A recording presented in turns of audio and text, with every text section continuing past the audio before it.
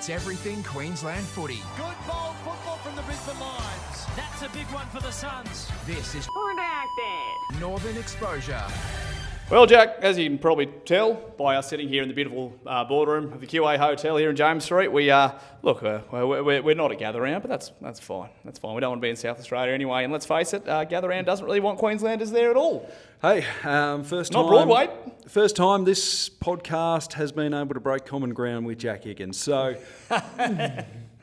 Damn right. And instead of playing COD, we are recording a podcast in the beautiful boardroom of the QA Hotel. We are the James Street Elite. We are pretty much every Wednesday from hopefully here until the end of time, but we love it here. Oh, we've infiltrated the top end of town, Jack. They barely know that we're here, but Jesus, we're inside now, so we've got them a little bit rattled right now. We've got them just where we want them, and they can get absolutely stuffed. But Jesus, again, thank you if you've been already listening to the Round 4 review, heading to Gather Round now. This is time to get a bit more theoretical, time to flesh out a few more things that the common footy shows, garden variety, they don't talk about. This is the stuff that's important to Queensland footy and the stuff that's important to sporting fans everywhere. We like to think of ourselves as being two of the preeminent ideas men in the sporting industry, well, it gets left to us so often. We have to solve the problems for the AFL all the time. Other codes are now coming to us going, "Can you sort this out?" Yeah, rugby union soccer, we fixed that last week. But now we're just onto a new bunch of challenges. Let's have a chat about two teams that are rising to the challenge at the moment, and they are our Brisbane Lions and Gold Coast Suns. They both head into Gather Round. It's the same. It's undefeated, Yep. 7-0 combined. The Lions 4-0, the Suns 3-0. The Queensland footy is absolutely flying, and they just don't get it down south. And they just don't get it. And this is the thing that I love. Last week, between the Lions and the Suns, I'll start that again. Of the 46 players that ran out for both teams, 15 Queensland products. Special, see? Either born, raised, or both, which is an incredible effort. It's the way the game's going. It's the way the country's going. And not just running out for them, playing key roles. Jed Walter, one of our favourites, academy product, second year, had probably his best AFL game, kicked 3 goals. And then you have absolute stars on both sides. Like the Ashcrofts are going to be stars, Queensland products through their father, Marcus. You have, Harris Andrews, premiership captain, Queenslander. Queensland's Born and raised everywhere. Queenslander. Queensland is huge. And I cannot wait until we name our ally State of Origin squad, which is probably a few weeks away. It's going to be stacked. It is going to be so stacked because Queensland keeps getting better and better. We've had some Tasmanians emerge on the scene. Lots of strong talent coming out of the New South Wales ACT pathways and a couple of Territorians to throw in. We are absolutely jacked, mate. They will run amok. But I guess where we do start is Gather Round. And look, we know we have a couple of South Australian listeners, so we won't be too mean because they got a little bit jacked up last time, and that's okay. Frank, we're not going to be cruel. But look, Gather Round, as we know, it's a great concept. Taken pretty much. It's a wonderful event. Taken from Magic Round, which was taken from the English Super League, so there are no new ideas. But Jack, the big problem is, despite the two Queensland teams being undefeated, none of them are playing at the Adelaide Oval. They're off Broadway, and we're ripeable about it.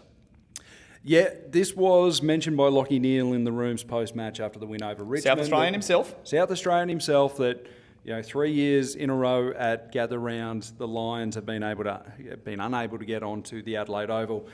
They're playing out at Norwood. They've had success there last year against North Melbourne. Norwood's a cool little venue. It is. And suburban as you can get. Chatted to Dane Zorko during the week. He loves it, thinks it's great. It's a bit of a throwback. It's a real blast from the past experience. The crowd's right on top of you. It's a hostile local footy ground. And it's all well and good for the AFL to kind of look at the teams that are going to draw the biggest crowds and fixture them out accordingly. But, one, they are the reigning premiers, the Brisbane Lions.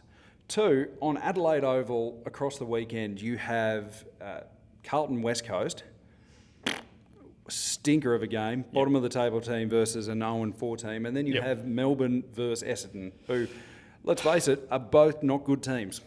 And this is the trouble. I don't know I'm trying to look at their fixtures and their choice. So Adelaide, Geelong, fair enough, great fixture to start. And they got Port Adelaide, Hawthorn correct as well.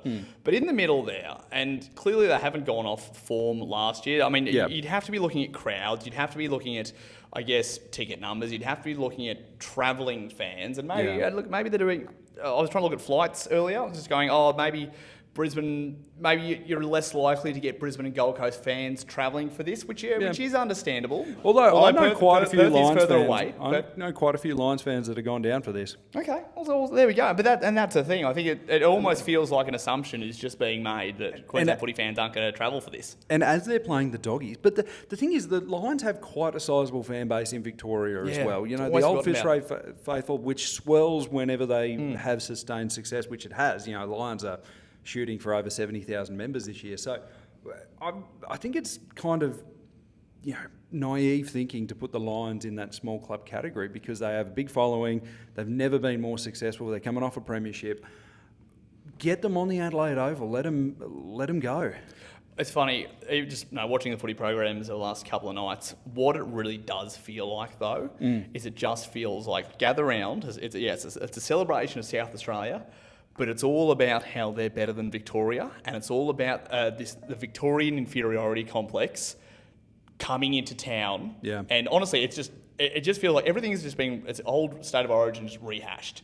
That's what they're trying to, I think, sell this on. It's more just how many Victorians can we get across? Fair enough, they're the total base, but I think that's what they're trying to play into, and it's kind of like get stuff for the rest of the country, don't really care about you. Perth, we're the same sort of city, we're just different, but there's been no real marketing to the north, and I'm surprised about that. Yeah. I'm surprised about that because, I mean, yes, on the flip side, Magic Round, it's pretty much Brisbane's done so well in going, hey, all of Sydney, come up here. And I was talking to my cousin the other day down in Wagga Wagga, and him and all his mates, they're coming up for it because they just see it as a great weekend away, and it absolutely will be. Yeah. And they're mad Parramatta fans, so awesome idea, but it's definitely growing in stature, but I don't think they haven't got the marketing of it right yet. I as a Queenslander and a northern expansion fan, I feel excluded from it. Yeah, the thing that also, I think Gather Round gets a little bit wrong.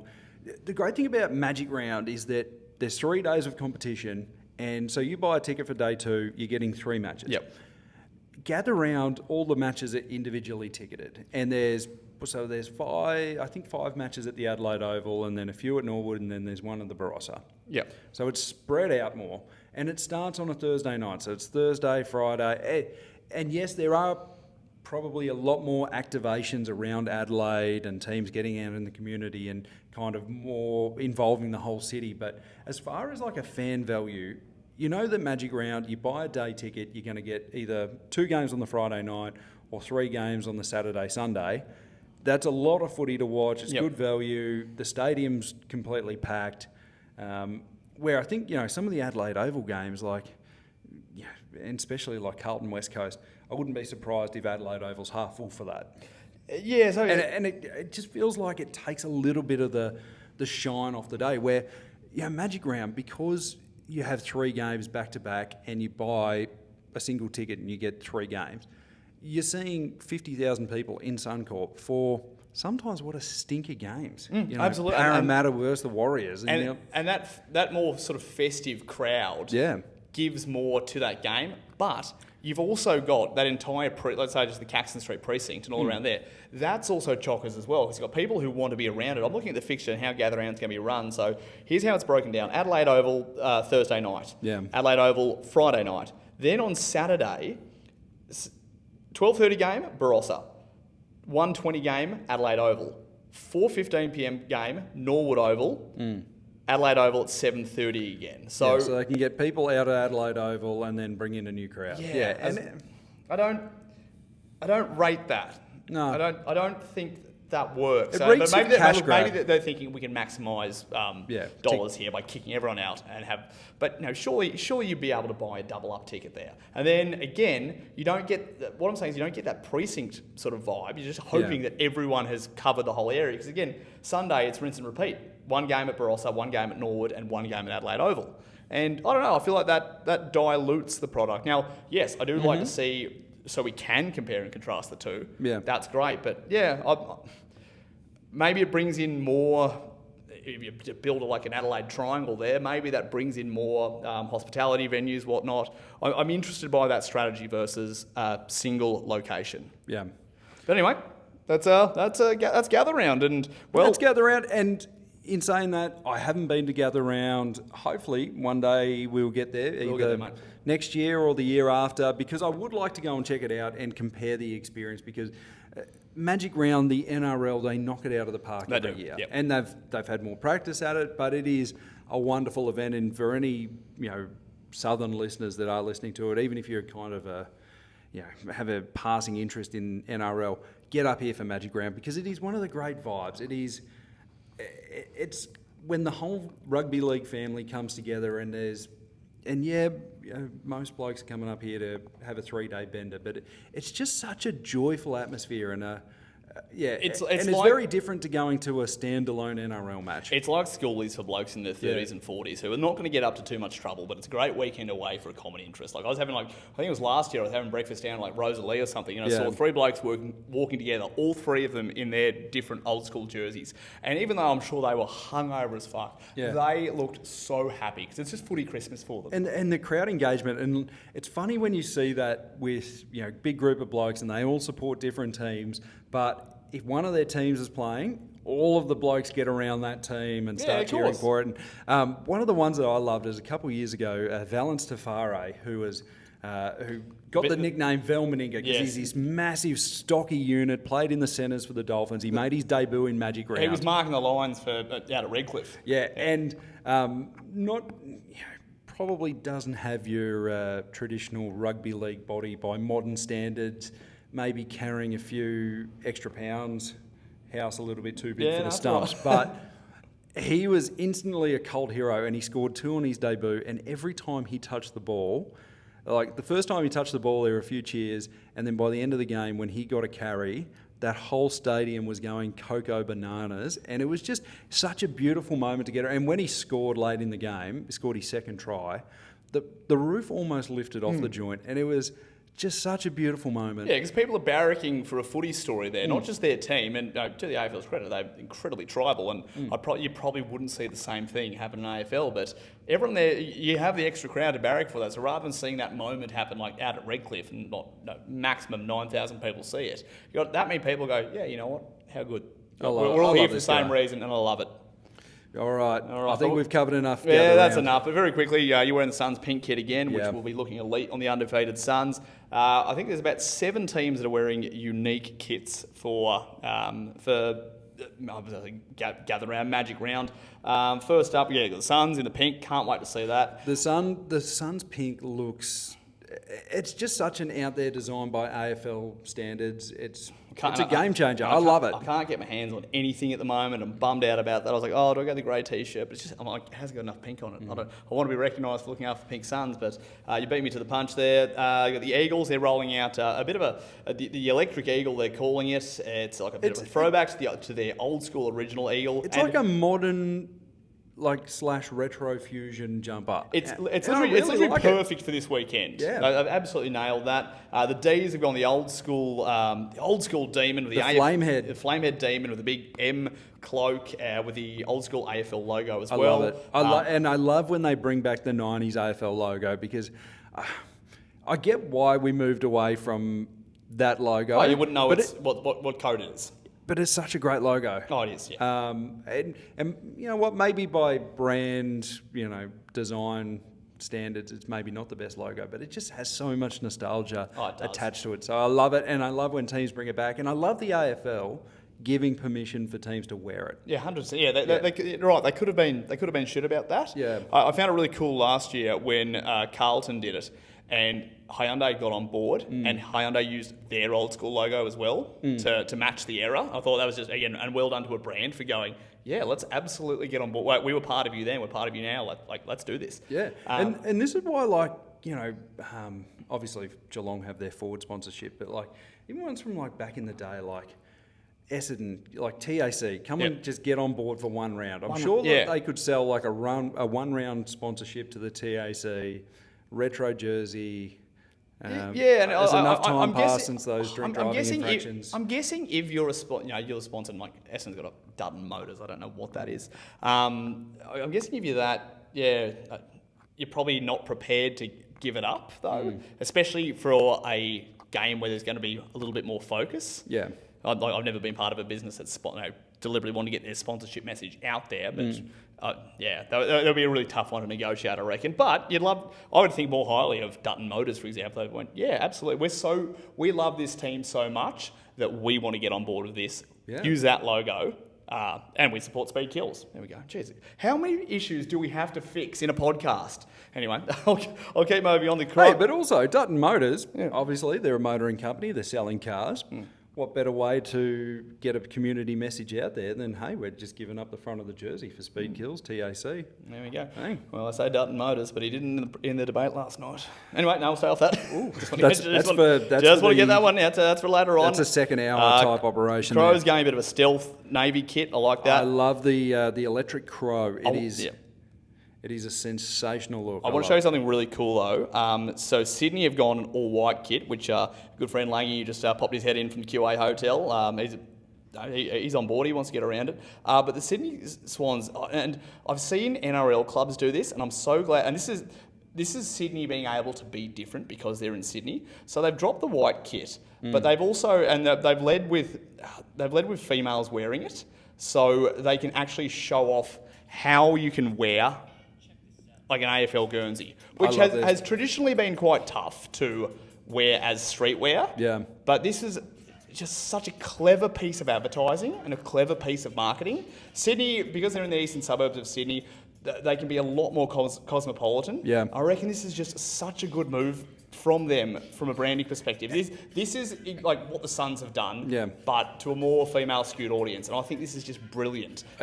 I think it is sensational, and that's the thing about Sydney is that they, and speaking to people that I work with down in Sydney, the Swans are being seen at a Swans game it's almost a status symbol, and yes, there is a percentage of their crowd that aren't truly really invested in the game of AFL football, but it is one of the social spots to be seen at. Yes. Well, let's face it, you're in that Paddington precinct in Eastern Sydney, so it's it's affluent. For yuppies, absolutely, it's a good place to position yourself, just to start with in Sydney. But it's nice to see the Swans lean into that. Yeah, well, I've seen rugby league do it a fair bit, and I was having this conversation with our old mate Retro Rugby League about how you would remember this. Do you remember in the early 2000s when mainly for like the AFL store, AFL clubs started doing women's jerseys? Yeah, but they weren't Guernseys. They weren't like designed to fit women. They were, but just what men thought women looked like. So they were sort of like hourglass shaped. They were weird little like t-shirts with collars like up here like this. And then they had a zip going like right down to here. It was like what you'd see in like a really shitty 90s footy calendar. Yeah. It was like exactly what men thought, women should look like. And I remember seeing them at games, and it was the only option. It was the only option for women at the time who didn't want to be seen, or wanted to support their team, but didn't want to be seen to be trying to be too blokey, so couldn't wear a footy Guernsey. Now, as I've spoken about before, like rugby, like classic sportswear with the Rabbitohs, for example, I think the Knights are doing it too, is they're cutting jerseys a little bit looser so they can be worn like old school soccer Guernseys. I love that. So it's such a class move by the Swans, and it's just them understanding their team and their market so well. Growing up in Melbourne, one of my favourites was getting an oversized Guernsey and wearing a hoodie underneath it. It's always a solid look. So now that we're talking about it, this is going to make me do it. I wanted to do something very similar, but a way to style, just going back to my 4.5 years in menswear, a way to actually style AFL Guernseys, because it is definitely something that we struggle with as a code. Yeah. It is very difficult to wear your team's Guernsey as streetwear, because if you wear a footy Guernsey to a game, you're enough, which is fine. If you wear a kit that's too new, like you can't go to a game wearing a Guernsey with no sleeves. Yeah. You want to, that's how it's worn, but because of you can't do that. So I would actually love, for men, I can't really speak to women, but for men, I'd love to find a way, because you kind of have to dress like a dork to go to footy games. But this is one that the NBA do very well. Yes. is that in the AFL we have this obsession with selling basically matched Guernseys. Yes. Apart from the GPS tag and maybe like a little bit to do with how it fits, what you go and get on the shelf is very, very similar to what the players are wearing. Yeah, there was a replica, so like you'd buy a replica Guernsey, which is, in what you're saying, is too close to a match day one. Where if you go and buy a NBA Guernsey, jersey, a replica of those, they are a lot looser fitting. Yep. They basically can be worn as streetwear. Well, not for performance, so what would they be? It's not for performance. And a lot of English soccer teams as well, a lot of soccer shirts are replica, like they're not the full athletic mesh. Yeah. They're basically to be worn comfortably. Yeah. Yeah, they're not to work out in. Which maybe it's a task for the Gold Coast Suns. Maybe it's something that we might see of real fan wear. And that's the thing. That's I'm sure that would. And the pink kit was definitely the start of it. If I'm reading the tea leaves right, this is where they're going. Yep. This is where they're going. Okay, our logo doesn't beat you over the head. It's not lame because it didn't try to bring in like all these elements to show who we are. It's minimalist, it's class, and which means you can do things with it. So you can still, I think that's always been my thing. Like I was literally on Essendon's website the other day going, I want to buy things, and you get the same feeling. I want to buy things because I want to show that I support this team. Yeah. But I don't want to be covered in logos. I don't want it to go like, you know when you see someone wearing too much gear, and you go, But so things that are just a little bit more subtle. And I know like the players, and they've got streetwear caps, but even I look at like, I'll see Lachie Neale wearing a cap that just has like a B and an L on it. And even for me, I go, it's too Lions, it's too sporting. There's a middle ground that we have to find. But I think this is also one of the reasons why NRL retro Guernseys are so popular because, yes, there's one sponsor. Yep. And it didn't matter, it was massive either. Yeah, but you kind of identified with the sponsor or, like... Knights and Henny Penny or... Yeah, Knights and Henny Penny or, like the old Redcliffe's one with the KFC or the South with Smith's Crips. Because it was the only sponsor, you kind of made you fonder of the sponsor. Oh, 100%. But now Guernseys, and I know it's the commercial realities of modern sport, but... God, especially the NRL jerseys, they are a billboard. Oh, they are. It becomes kind of, there's so much going on some of them where you're like, ooh. And AFL Guernseys are going that way too now, where you basically got 3 sponsors on the Guernsey, two different back sponsors and a front sponsor. Actually three logos on the front. They're selling that middle space where the advertiser or the sportswear logo used to be.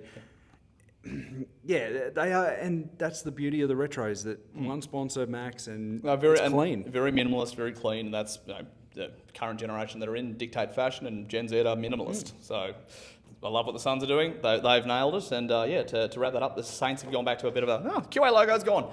They've gone back to a bit of the red and black candy stripe, which I like. And the Saints, well, they're good for footy at the moment. They are flying, aren't they?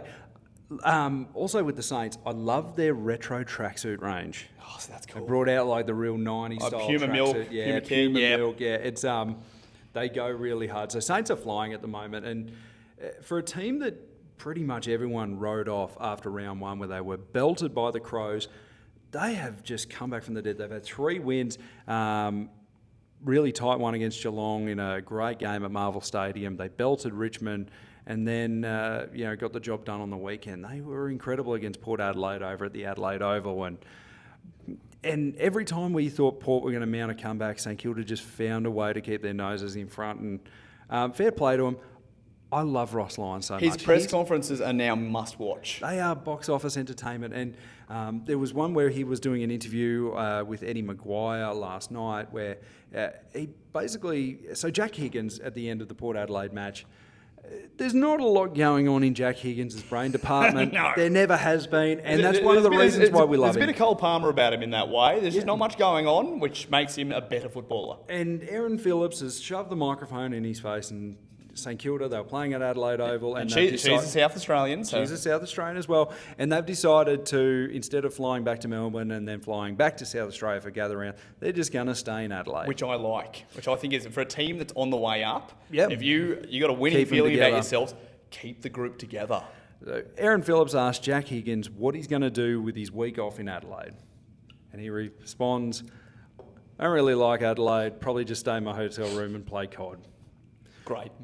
You know what? I love that. A completely honest reply. And obviously it's taken off like wildfire in the AFL industry. It's been everywhere. Which is sad. Every Port Adelaide or Adelaide player has been asked about it.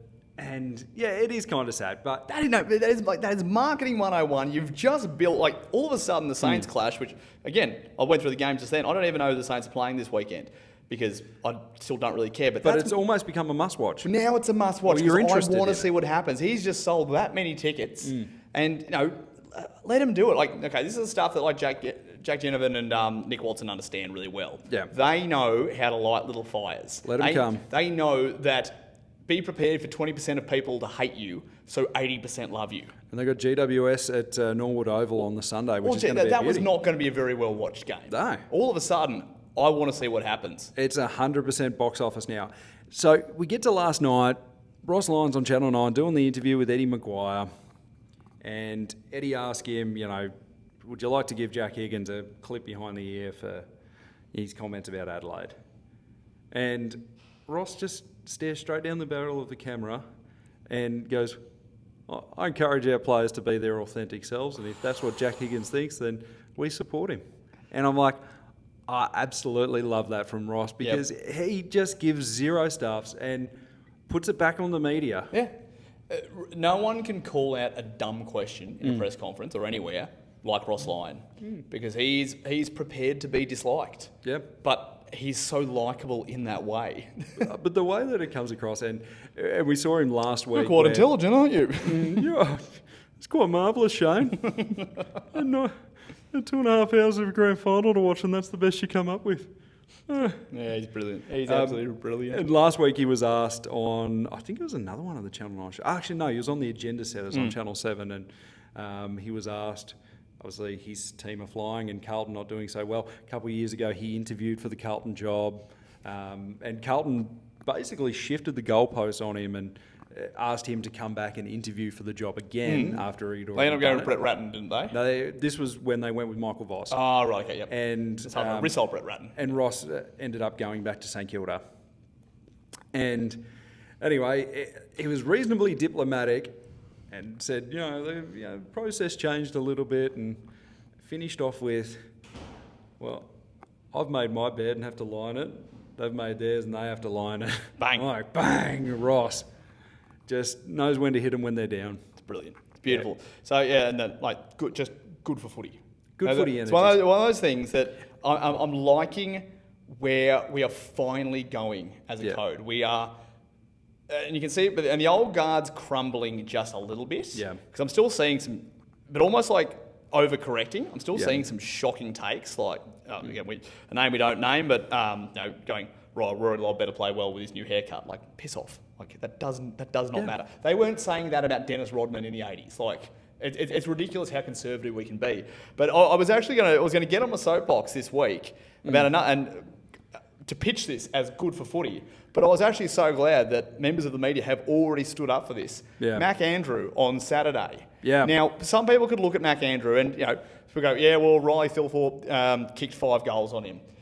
Riley Thilthorpe did not win the match. Mac Andrew did. And with the tap-tap sort of Detroit Pistons 1989 style that Dimmer's got them rolling with, Mac Andrew was a problem. Yeah. And he's getting up in their face. And I went, you know what?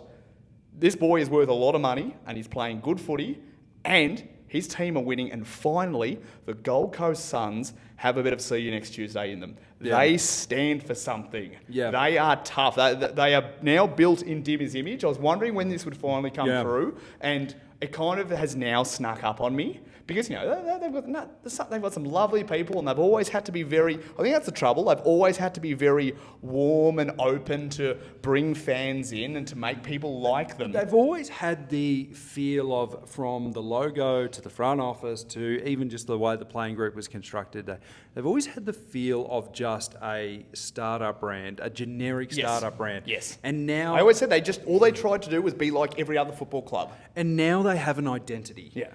And it's a challenger identity. It's a quirky identity, and I love it Because they're embracing the quirkiness. And so there's quirkiness, and there's as I said, there's a bit of see you next Tuesday in there. Like, and this works so well for the players like Bailey Humphrey, Bodie Hewland. They are loving being part of this. Sam Closey's another one. Sam Closey, Sam Collins, Jared Witts. They're these big mean fellas. Buy into what the Gold Coast is about too, because the Gold Coast, let's face it. Yep, people go there for a holiday, but it is a sunny place for shady people. Absolutely, it is. Embrace the shadiness. I want to see Bikey round. Yeah, we want to see more Botox in the crowd. Bikey round, embrace it, because at the end of the day, this is what the Gold Coast is. Yeah. And I love the Gold Coast. It is a wonderful place to go. I played all my under 16s and 18s footy up there. Like, I'm very familiar with it. One day if the right job came up, I would gladly go and live on the Gold Coast in a heartbeat, because he's got one of the best lifestyles in the country. But it has its own unique set of quirks and challenges. Lean into it, and that's what they're starting to do. They are starting to lean into it, and they're almost becoming like in sort of a brand style, becoming like a Miami Heat. Exactly. Yes. Now that's what Miami is probably the perfect thing to compare with, and maybe for a slightly different sort of population, but they're like for like. They are similar. Eventually, Miami were able to find sporting success, and you look at the Miami Heat, maybe the Dolphins back in the day, and it's just specifically that town there. Like, if they can finally learn to embrace, you're right, their Gold Coastness. Now, I don't know if Warwick Kappa has to sit down and do a session with them. Yeah. Dimmer's worked this out. It's taken a little bit of time, and that's okay. But you know what? And even Dimmer, where he's rolling around in the club polo, the slacks, and a pair of Air Jordans. Yes. And he's just like, you know what? Gold Coast. Bang. I love it. Yep. Yeah. Next thing, pair of speed dealers, something like that. Dimmer has a gold chain. He's got some bikey tats. Like, this is what Jack, I've wanted this from the Suns for so long. Yeah. And maybe maybe this was the grand plan. Maybe they actually went, hey, 15 years, we're going to do, hey, we're the nice guys, we're friendly. Hey, Queensland, AFL, come and play with us. We're not rugby league, so it's all nice and safe. And then the 15-year mark hits and goes, oh, that's it. We're turning into some mean motherfuckers now. They have become, in one word, unapologetic. Yeah.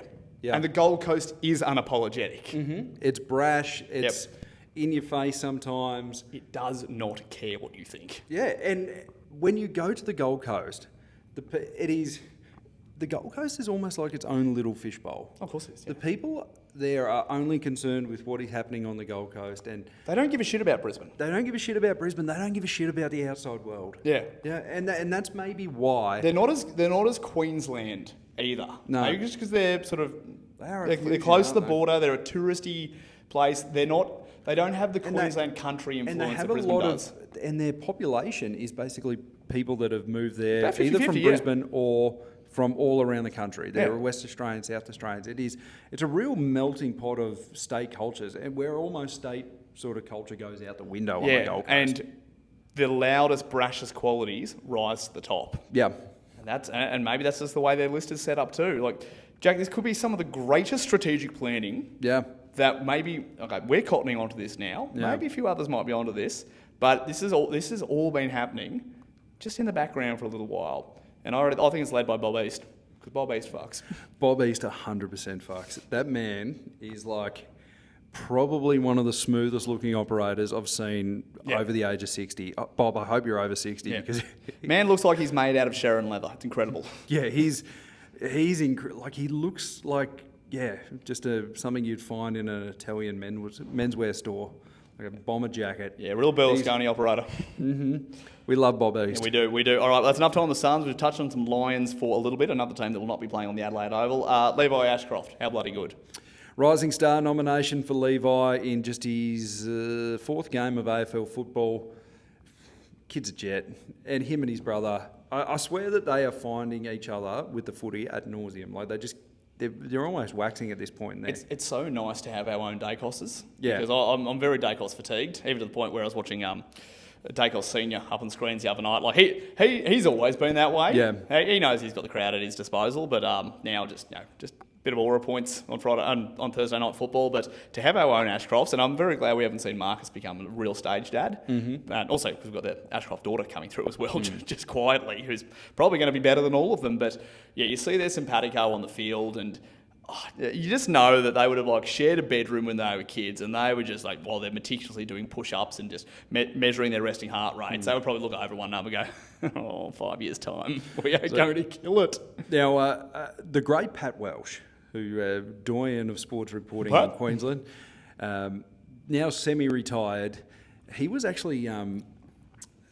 the Lions got in touch with him to come out to Brighton Homes Arena during the week and do some media training with some of the younger types. I like that. And having a chat to him, he goes, they're plenty raw, and a lot of young kids like your Darcy Wilmots, your Kai Lomans and stuff. Yeah, like little that. mad mates from Victoria. Yeah. Yep. And Levi Ashcroft has been doing those interviews for 100 years. It seems like. Just so the Ashcroft boys, they're almost robotically made into footballers. They are. Yeah, they've been groomed for this their whole lives, and now they're just putting what they've been trained for into action on the big stage. And and we go to Will. His goal on the weekend is, for me, it is goal of the year. But just to process, what I need to do to kick this goal and make the decision and execute all in a split second is because you can see how incredibly well thought out it is.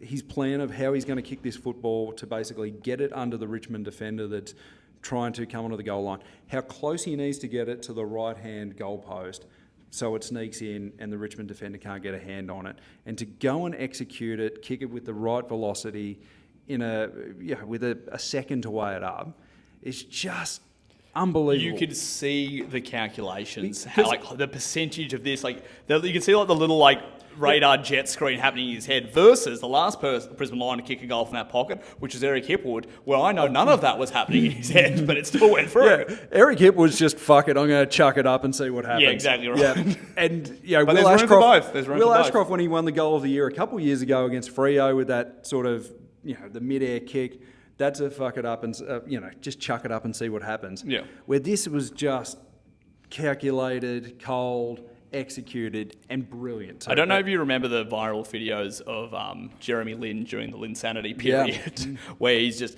numbers and algorithms are just falling through his eyes. Okay, Mr. Stoudemire, here we go again. And that's what's happening. He is running calculations at all times. And a part of me, I love seeing the brilliance, and as long as the brilliance keeps shining through, because we do talk about how there's not as much flair in the game anymore, because footballers are just becoming so meticulous. So as long as he can sort of hit the NOS button just every now and then, you go, oh great, this is awesome. As long as it doesn't become too robotic. But again, we're talking about kids who are in their third and first year of football. It's truly incredible. He's absolutely, and how clean both of those boys are by hand. Yep. Their hand skills are just, as soon as they take possession of the footy, they've already got rid of it. They can handball from any body position, whether it's laying on the ground, and they only need to have the ball for what seems like 100th of a second, and they've got rid of it. They're brilliant. Do you think, and one, because Marcus is obviously their father, do you think we're starting to see the fruits of the labour of the first generation of full-time footballers? Yeah. Because as opposed to all the generation before us, dads were probably, they played in the VFL or maybe early AFL. That still wasn't the most professional era of football. But now the parents, the kids who are coming through now, if they did have, even just watching them, these kids are acting like professionals because that's now all that they know. And that's it. But you take any AFL footballer that's played, 100 games from the last 10 years, they would know more about sports science and nutrition than most sports scientists and nutritionists out there. Just because of being in that high-performance environment and just taking it all in by, osmosis. Yep. They see the game in the most complicated way. Now those AIS, whatever schools down in Melbourne, and footy would be a subject, and they would be training almost like Barcelona's academy now. Yeah. And here's us going, oh yeah, sometimes we know how to put an extra man in defence, and we're always, and maybe there could be a bit of a fallout for this, but if these guys, and again, Dacos's and Ashcrofts and Darcy's and stuff, yes, they all had parents who played the game, but I wonder if we're going to see this all or nothing approach, which could have consequences, of kids from 12. And I remember when I played under 12s footy, we looked at you look at a kid and go, he's definitely going to make it to the AFL.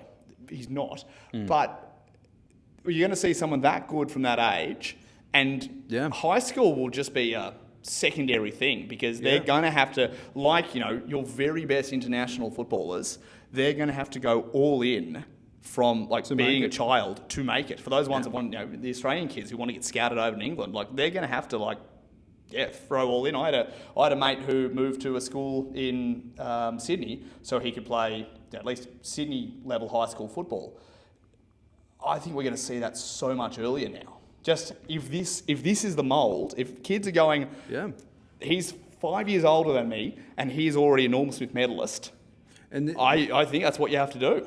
And this is where you're going to see the northern states really have the opportunity to shine through, because the academies, and they're so well run now, like Gold Coast Suns Academy and the Brisbane Lions Academy, they do such a wonderful job that they're getting these kids in at 12, 13, 14, going all the way through. And now that these academies are really well resourced, really well funded, these kids are getting a taste of a professional environment long before they ever step foot inside the AFL club. They understand what is required and what it's going to take. Where, I played a couple of years of Dandenong Stingrays football before under 18s. Never even got to the TAC Cup, but it was kind of just felt like a rep version of going to your local club. It wasn't too much of a step up per se. Wasn't too much of a difference. They run you a little bit harder at training, and they had skin fold tests, which were weird. It's weird. And they tell you if you're fat or not. And as far as... But that was still rugged old school sort of... Yeah, and it was, drink a lot of water on game day. But as far as nutrition, as far as the professionalism goes, there wasn't a hell of a lot that they were teaching you. No. And that was maybe at an early stage. As I said, I flamed out well before TAC Cup. But now these academies, they are teaching them how to be professional athletes from such a young age, and it's great. But it's a really good point that you make, that these are the children of the first real professional footballers, and they are dominating. Which brings me to, I guess, the follow-up dark side of this is the numbers are already showing that the amount of kids being drafted, the majority are now coming from private schools. Yeah.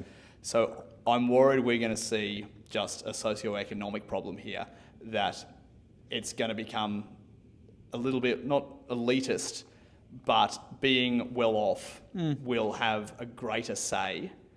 Your parent, how much parents, there are parents out there who would run their kids 300 kilometres just to go to training, just to help their kid get ahead. But I'm worried that gap is going to grow further and further and further, and it's going to strain the resources of parents if the standard continues to go through the roof. I think it will, though, but I think there's also going to be a lot of those private schools that, a lot of these kids are on scholarships too. Oh, they are, yeah. Because private schools, they want to win at footy. Of course they do. And, it's... In a way, here in Brisbane, we have the GPS rugby competition, which is rugby union, and it is massive. Oh, it's huge. And rugby league actually picks the eyes out of the GPS system. But the games mean a lot. They have a lot of rivalry, and these some of these schools are nudgy. They don't care if someone is one of the dumbest kids, as long as he can just get by to an acceptable level. They'll give him a scholarship if it's going to help their rugby team. And these schools in Victoria will start doing the same. Obviously, you have your prestigious kind of your Scotches and your Xaviers. And it's not new. Cyril Rioli was at Xavier. It's not a new concept. If they're going to help win football games, and then go on to AFL success, and which kind of in turn heaps more sort of accolades back onto the school.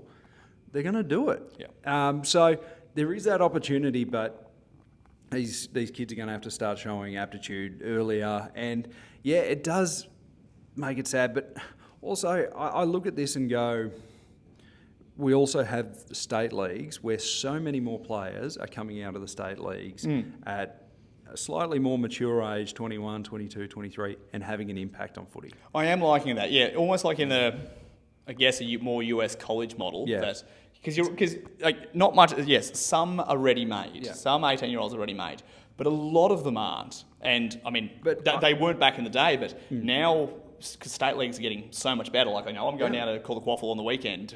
Palm Beach Currumbin and Levi Casbolt will be rolling out. Yeah. Like, and the Quaffle is topped up with that many ex-players. Really good players. And so many, let's face it, so many tradies that have moved up from Victoria going, what do you mean I can get paid to do my job on the Gold Coast? Yeah, and play footy? Absolutely. Of course I'm leaving. I spoke to a bloke the other day, same thing.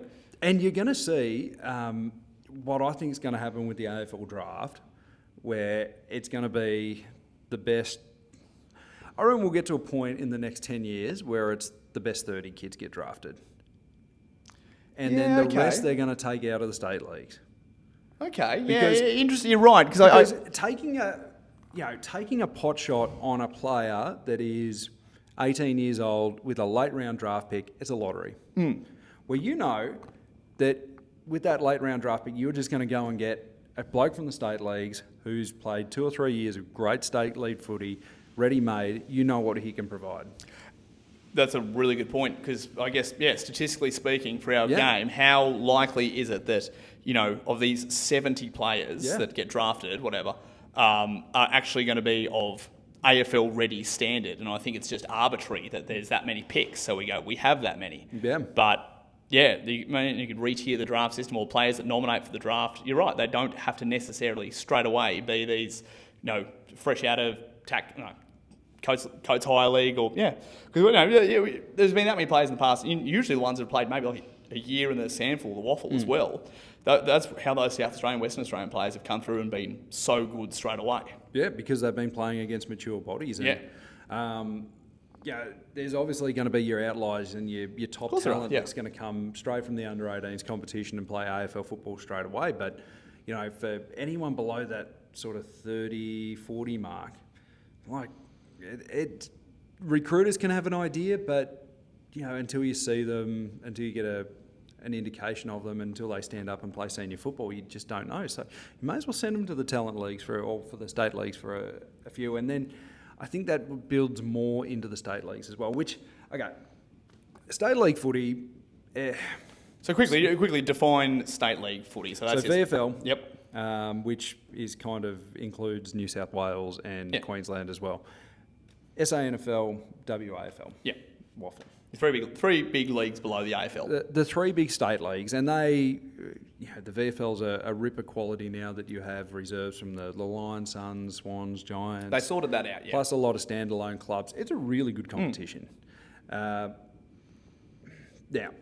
I want to see state leagues grow because I come from Frankston. We have our own standalone team, the Frankston Dolphins, and they've struggled on and off, but they're still surviving and they're playing some good football at the moment. They played finals last year, which is fantastic, and I have the biggest soft spot for the Dolphins. Yep. But what I would love to see happen is that, and I'm kind of combining two hot button issues, but we are seeing so many players suspended nowadays for what are minor infractions. Yes.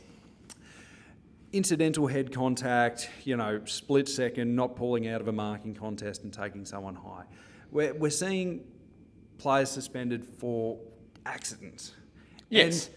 And because it's outcome based. Because it is outcome based. Not on intent. Not intent. And I think that if you are suspended for something that, a non-intentional act, like what we can kind of write off as a football accident. Yeah.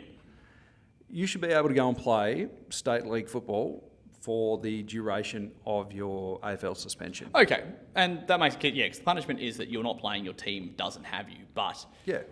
But that's more like, you're right, it's very punitive in that way. You're going to come back not match fit. You can train, but training's never going to be the same. But because if you're disqualified from all levels of competition, especially for football act, Yeah. then I think that you're right. That is too much punishment on a player. Now, I'm not saying like a Barry Hall punch or I don't know. We're just so I can get a bit of a gauge. Dan Houston last week. No. So no, because no, that's fine. I look at that Houston hit, but you go, someone like Ryan Mansell. Yeah, okay. The push into the contest, or even Peter Wright last year, where a bloke runs in front of him split second and he braces for impact. And concusses the player. And yes, we know it's outcome based, and for better or worse, Peter Wright's got to sit out 3 games. But when we let these players go and play State League, it raises the quality of the State League games. And just think you get a Patrick Dangerfield that gets suspended. You get a Nick Dacos. Yeah. Nick Dacos running down to Williamstown gets 4,000 or 5,000 more people through the gate. Of course it does. Williamstown sell an extra 20, 30 grand in piss over the bar. Everyone wins out of it. Yep. Rather than having Nick Dacos lost to football for 3 weeks. Yep. Everyone, it brings attention to the second tier. People start streaming it. People start getting interested in it. I think it can only be a good thing. Yeah, you're right. And I think you could still frame it as punishment because a week off is a week off. Like it's still protecting you. You get to protect your body a bit. Maybe you don't have to have that level of match conditioning. So you kind of get to, and that's what it never. It's like you sit on the sidelines, but you kind of get to rest a bit. And in a long season, so it's guess what? We're forcing you to be dropped. You will be now, like the AFL, instead of club doing it, the AFL's dropping you. And of course the AFL can come, or like the clubs can come out and say, hey, he's got some hamstring awareness, or we're not going to play him in the VFL. But I know a lot of players will want to keep the body ticking over, keep match fit, and it's a great opportunity to draw some extra eyeballs on the second tier. Yeah, and you're right. Versus someone where they're definitively going, you did something that's not okay. Yeah. We are not allowing you to play football. Because that's what they're saying. Suspending them from playing is, we are not allowing you to play any level of football for this action that you committed. Now, when you didn't really do anything bad, something bad just happened to be involved with you, that's too much. So, Jay, you're on fire today, mate. Thank you. I've been doing some very deep thoughts about this. What else do we have on the rundown? Well, okay, we'll just stay with the State League. Yeah, as I said, I'm calling down at Palm Beach. Should I give... You gave me Levi Casbolt's jersey. Should I get him to sign it this weekend? Yeah, it feels a bit nuffy, but I've never really liked going to Palm Beach, so that just made me feel a bit happier. Bit of PBC. I think last time I was playing there, I got knocked out in the first minute and sent down to fullback afterwards once I'd worked out where I was, and I had 8 kicked on me that day. Oh, sensational. Yeah, just good local footy energies. Just good local footy, mate. That the effects of that concussion are clearly still showing. Now, Jack, quick code wars very quickly.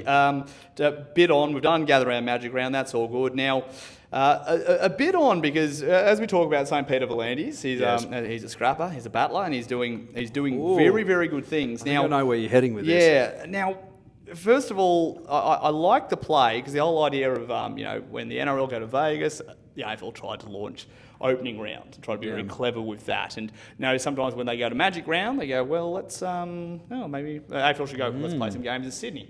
Now there's a pitch for the Melbourne Storm to come and play at the MCG during next Gather Round. Now, they are trying to get this up. Hopefully, they want it by at least 2027, but they reckon they can get it going by next year. Does this feel like pettiness? No. There's a market gap. There is a demand for people to have something to do on this weekend where all the AFL, the biggest show in town, is out. It's on hiatus.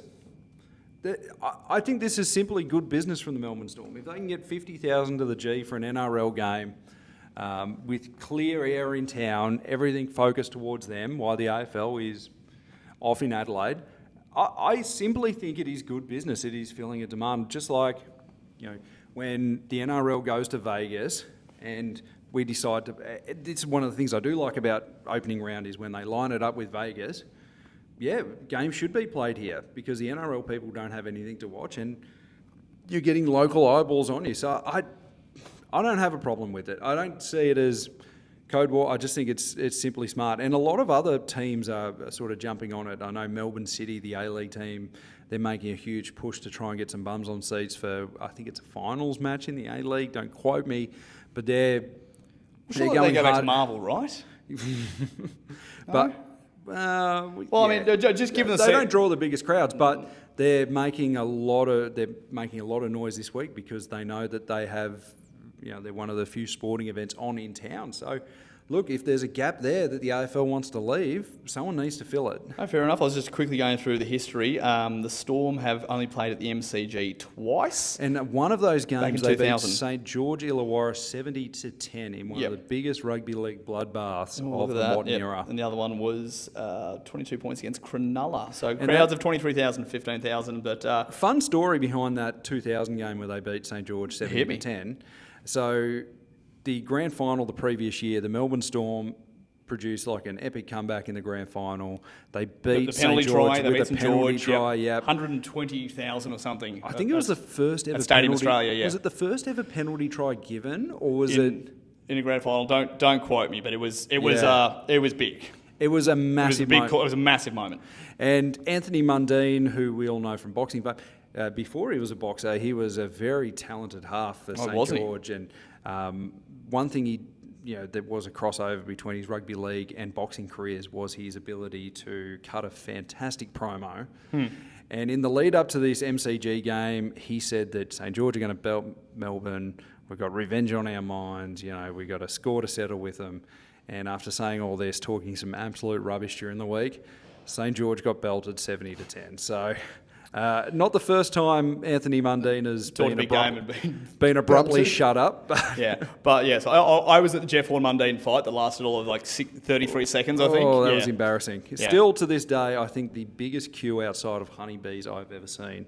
Yeah, because that night was so frustrating because every fight on the undercard went the distance, and there was some real boring fights. Oh, they were, and I remember I was falling asleep in my seat, and by the time I finally woke up, because the main event didn't start until 11, and they couldn't have actually started it any later because of that, because of Suncorp Stadium's they broke the curfew. Everything went the distance, and people were just getting drunker and rowdier because it had taken that long to get to the main event. And then finally you get to the main event, and it's over in 90 seconds. And Anthony Mundine went down from a shot that, wow. It wasn't even much. It wasn't a big shot. No.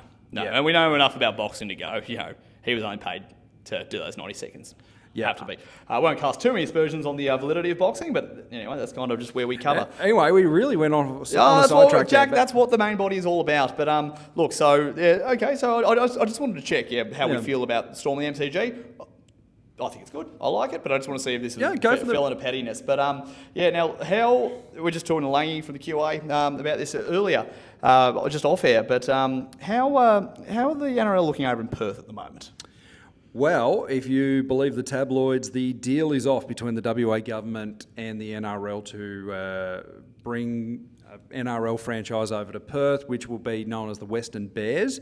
So it's kind of like a semi-merger with the North Sydney Bears, who were formerly an NRL club and now they play in the second tier. Look, I think Peter V'landys, and there's a lot to this story, but WA has a premier called Roger Cook who wants to bring rugby league to Perth. He's been quite vocal in the past about his support for rugby league. How do we view Cook as opposed to McGowan? Well, he's a lot more favourable to rugby league, where Mark McGowan, real staunch AFL man. He's a very autocratic McGowan, which the Australians loved. So I just want to see, is he a little bit more moderate? I think he's a little bit more moderate. Not that I have the greatest understanding of Western Australian politics, because they are quite the Hermit Kingdom. They are quite an insular community. But I think finally St. Peter has met his match at the bargaining table in Roger Cook, who has basically said to PVL that he... So I think the hold-up is overfunding for it. The NRL wants the WA government to just chip in a set amount. The WA government wants to chip in a lot lower amount. The NRL, they, despite the V'landys trumpeting of their financial position and how well they're doing, they still don't have the financial clout that the AFL does. No. They can't afford to have a Gold Coast Suns or GWS on their hands where they're basically paying for their own expansion Vietnam indefinitely. And I guess they don't have that collateral like the AFL does with Marvel Stadium. Absolutely. So Roger Cook has basically said, well, I'm not putting in that much and I'm prepared to walk away from the table. Volandis, and this is not directed as an insult towards Peter Volandis, but he is I'd say he's a hostile negotiator. He's a Donald Trump style of negotiator. He is willing. I set the rules, you play to me. He's aggressive, yes. Yep. And so both sides are at an impasse, and one of them's going to have to budge. I think it'll be St. Peter.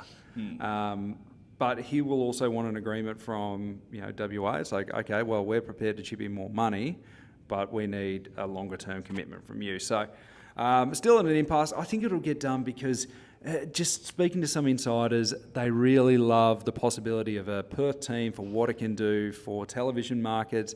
They have dreams of a Friday night triple header starting in New Zealand, a main game on the Eastern Seaboard. As we know, they're all about the television product. It makes perfect sense. A late night game on Friday night because Friday night's the biggest television audience night. Thursday and Friday night is the biggest. Yep. Saturday, not as much. Sunday, a lot of people are out. So probably an even better, and also probably even a better time zone. Again, it keeps coming back to Vegas and how they're trying to crack that international market. And also being one able more to game that's a better time zone. Yeah, being able to sell it into the UK, being able to sell it into Asia as well. So, I think it'll get resolved eventually. I think, but it's just maybe just a bit of a reality check. I think Perth compared to PNG is a lot better proposition for NRL expansion. We know the PNG team's going to get done. How that gets done, I'm very interested to see because I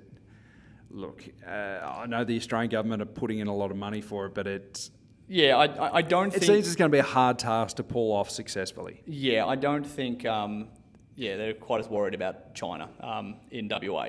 Yeah. I think they're a bit more okay with that. But okay, we'll keep an eye on that one there. Now, I love your notes that you put in our rundown. Is Augusta National the biggest boys' club in history? Yes. Expand. It is. So the US Masters is on this week at Augusta National, which is the... It's the tournament of tournaments for golf, yes. right? Of the Big Four, it's the one. It's almost... How would I say? It's almost like the Wimbledon of golf. Okay. It has its set traditions, dress codes. And there's a prestige. There is a prestige. And Augusta National, which is the golf club that hosts the US Masters every year, it is possibly the most prestigious club in the world. The membership is so limited, and basically, unless you're running a Fortune 500 company, you're an ex-president or just an absolute global megastar in some form of film, TV. You're not getting a membership. No, you're not playing that course. So this is a bit of a side note, but PGA and LIV. So the people that are funding LIV, the Saudi Arabians, and the guy who is the head of the investment firm who is funding LIV. So the PIF, the Saudi Arabian investment firm, or they're basically like this, the Saudi Arabian government's sovereign wealth fund. Okay. And so the guy that is funding LIV... God, I wish we had one of those. Al Ramain, I think his name is, one of the negotiating chips of trying to bring both LIV and PGA together and unify world golf. One of his demands is a membership at Augusta National, which good call. Has thus far not been forthcoming from the club. And this is one of the world's richest men.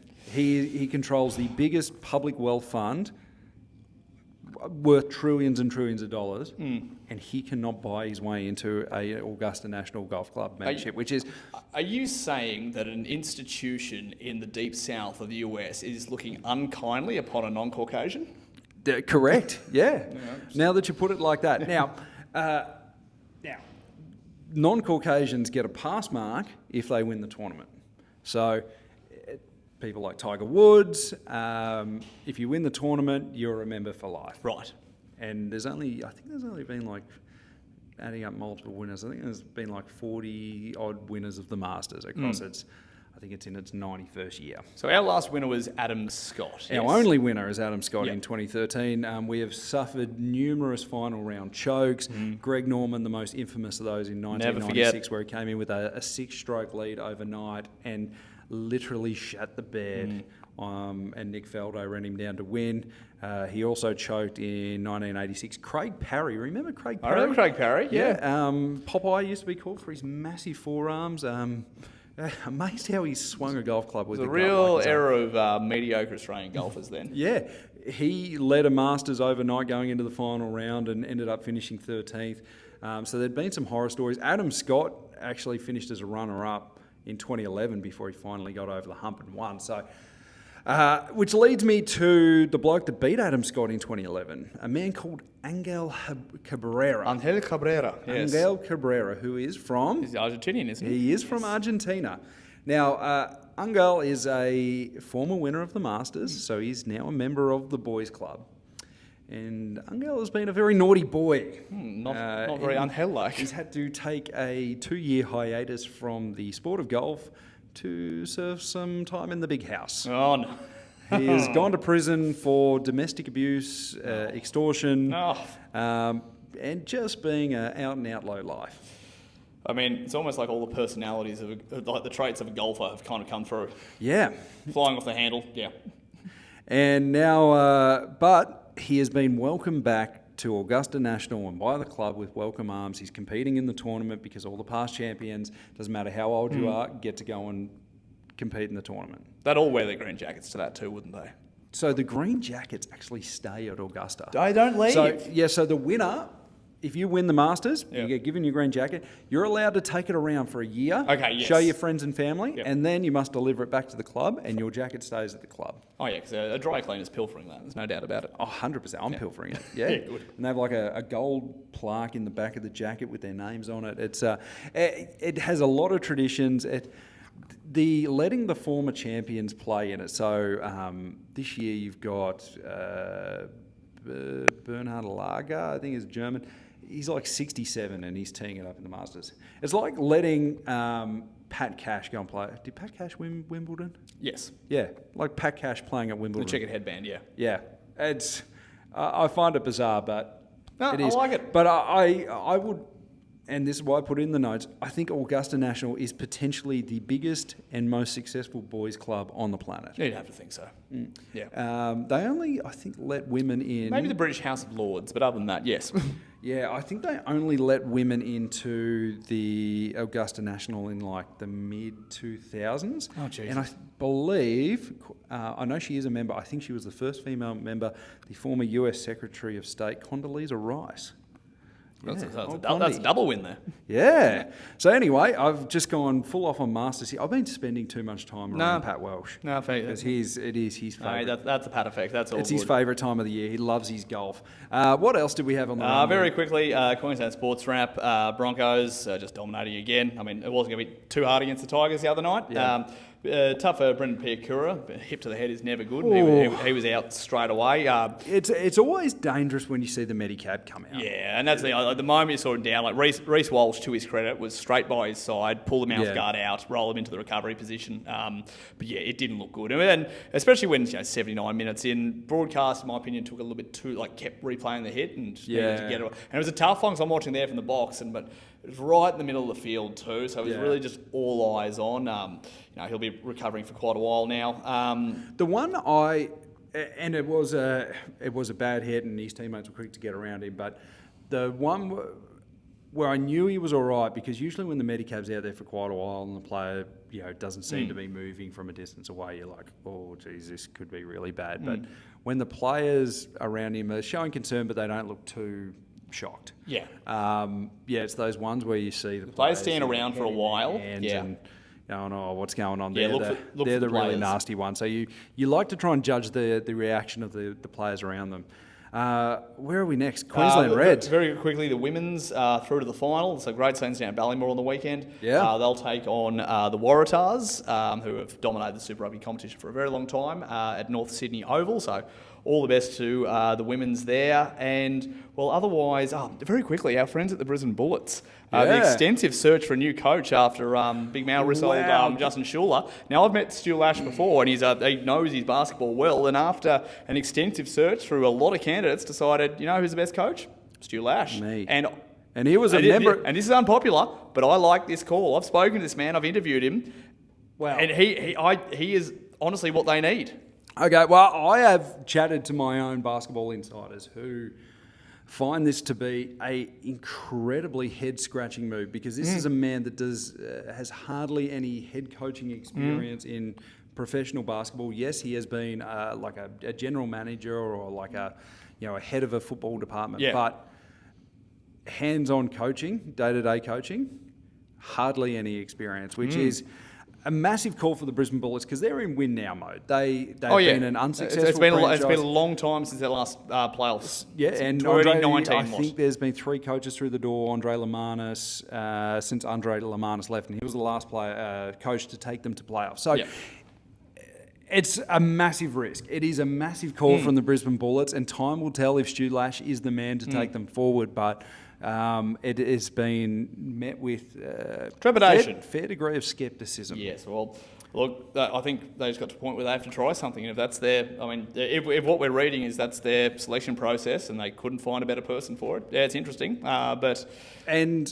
something had to be done. And before the announcement from the Brisbane Bullets came out about the new head coach, they made an announcement a week earlier than that they will be introducing, bringing in a WNBL team.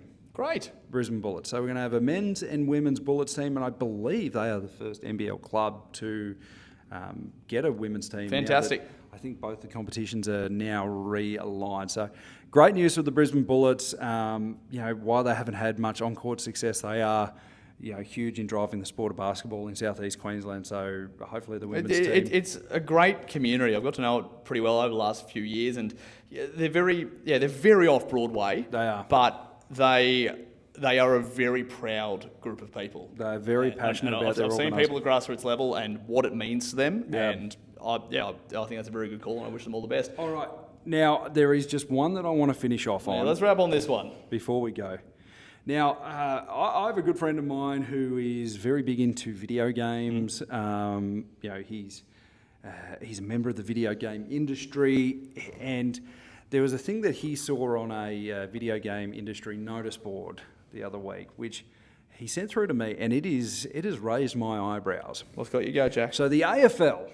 Now, this is wonderful. They are bringing out a new video game, and I love, even though most of them are diabolically shit, I love AFL we love the shitness. We do. We love the shitness. We love the little glitches that they're made, because they're made on a shoestring budget, and the people that develop them, they do the best job they possibly can. Yeah. But making a video game is hard, and you need a lot of budget and resources to make a great video game. Of course you do. Which sometimes the makers of AFL games do not have, and rugby league the same, because they're made in Australia. It's a small game for a small market. Yep. So the AFL 26, it'll come out. I'm thinking it's coming out pretty soon. And obviously, when you make a video game, similar to making a movie, it needs to go via the classification board. Yeah. So hey, my movie. A few people are getting shot in it. All right, the classification board goes, okay, mature themes, some moderate violence. You're getting an M. My mind's already going back to those that ad that used to play in front of all our videos in the 90s, early 2000s, with the family wearing different T-shirts. Yes. With the ratings on them. Yeah. Yeah, and so obviously M for a bit of moderate violence and some adult themes, and MA for really kind of gritty and violent, and the most violent that gets the R. Yep. I remember always seeing R-rated movies on the shelf at the video store, and you just feel you felt bad. You felt naughty just for looking at the cover. Do you reckon I can sneak this in between Shrek 2 and it was such a brag as well. Like, I watched an R-rated movie on the week. Yeah, well, I watched an X one. Like, cool, man. I remember my parents went out and they had a DVD of Chopper. Good. R-rated movie, and I'm like, you know what? I'm going to watch Chopper. Little Jack's going to say some things. Bad to the bone. What a movie. Great movie. Yep. So, anyway, which brings me back to the AFL 26 video game, which has been before the review board and has achieved the rating of M. I like it. What the fuck is going on in this video game? Has Andrew Dillon said, you know what would work, guys? Just combine it with COD. What has happened here? Oh, no, Volandi's approaching from the right. No, no, not like that. Look, I don't know. I guess it kind of makes sense. Or is it off the back of these two idiots bringing guns into the MCG? It's like, we need them in the game. Well, Sammy Lawler was letting it fly in the wind in round one. We've got a fair bit of, not... So, okay, If it was PG, it would be okay. If you see something with PG on it, Yeah. straight away your brain goes, "Oh, it's a bit boring." Yeah. Like I think that's a terrible G general classification. It's probably going to be a bit kid friendly. Like and maybe I'm just Yeah. speaking from our perspective. At least Em, I look at that and go, "Oh yeah, that's for me." Now I was a bit behind this. kids are going to want it because they feel like they can't have it. Oh, a little bit Perfect naughty. hitting zone for your teenagers. But even us, like to appeal to an older audience, like if I see a general classification, I go, "Oh, this is a fun game. The whole family can enjoy." Stuff that. But what I want maybe like the commentary is like old school Triple M Brian, or mate, I'd love to find the little Easter eggs in there that they went. I would love to find the things that they found that make it an M classification, So I'm guessing blood. So that's when we need to have blood rules. So I want to see claret pouring from players' heads. I want to hear like mic'd up players swearing every now and then. I love that it's M, but I want to see why.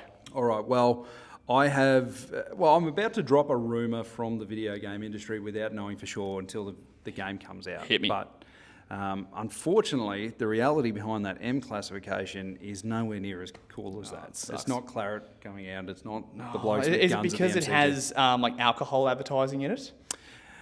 Worse. Gambling. Come on. Now, I don't First of all, know... video games are more addictive to a kid than gambling is. Yeah, but I don't know the extent of the gambling advertising. But because I enjoy playing the AFL games. I buy them every year when they come out. I play them for a couple of weeks and then go, geez, this is terrible, and I'm done with it. But I always buy them because I feel like you need to support especially the video game I get it. industry.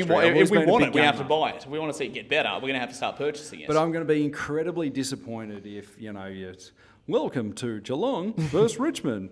The sports bet odds are Richmond $2.60. If a cartoon Nathan Brown pops up with some really shit odds, and I'm not going to be happy about it. Yeah, and this is it. And if sports bet advertising is going around the outside of the advertising or the digital advertising board on the AFL game, I'm okay with that. They sponsor the league, whatever. Yep. Kids. It doesn't matter if you're sort of 8 years old or however old. You kind of know what sports bet is, unfortunately, for lack of a. Just like we knew what the TAB was back in the day.